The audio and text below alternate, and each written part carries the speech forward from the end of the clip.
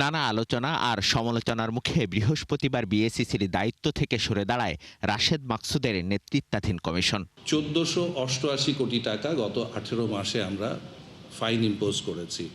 ওই দিনই মাসুদ খানকে সংস্থাটির চেয়ারম্যান করে ৩ জন কমিশনার হিসেবে নিয়োগ দেয় বিএনপি সরকার।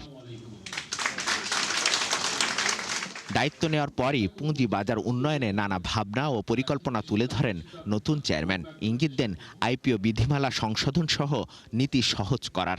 সুশাসন জোরদার করব, স্বচ্ছতা বৃদ্ধি করব, ন্যায্য সম্পদ মূল্যায়ন নিশ্চিত করব।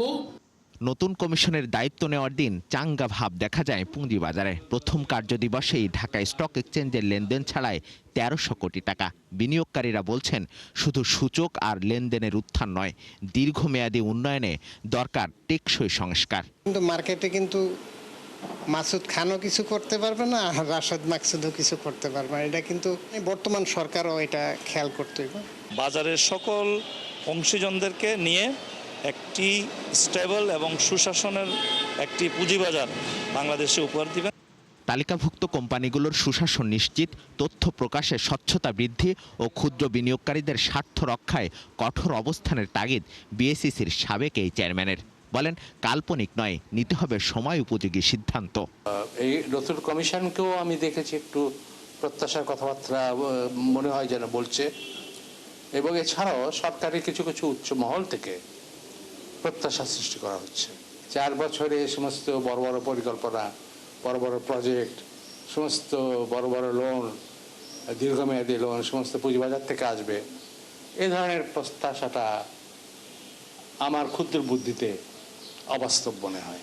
বাজারে আস্থা ফিরিয়ে আনাই এখন নতুন কমিশনের সবচেয়ে বড় পরীক্ষা, এমনটা জানিয়ে বিশ্লেষকরা বলছেন সরকারের সদিচ্ছা থাকলে ঘুরে দাঁড়াবে পুঁজিবাজার। সেই রুলটার মধ্যেও কিন্তু ঘাটতি আছে, সেগুলোকে ঠিক করতে হবে। সো উনার অনেক কাজ করতে হবে, যে কাজের জন্য পলিসিগত সাপোর্ট বাজার পাবে। বাজার তো টাকা চায় না, বাজার যায় পলিসিগত সাপোর্ট। এমন তদবির আপনি শুনবেন না যেই তদবিরে বিনিয়োগকারীরা ক্ষতিগ্রস্ত হয়, পুঁজি বাজার ক্ষতিগ্রস্ত হয়। এমন তদবির আপনি নিতে পারবেন না, এইটা নিলে আপনার ওই বিগত কমিশনের অবস্থাই হয়ে যাবে।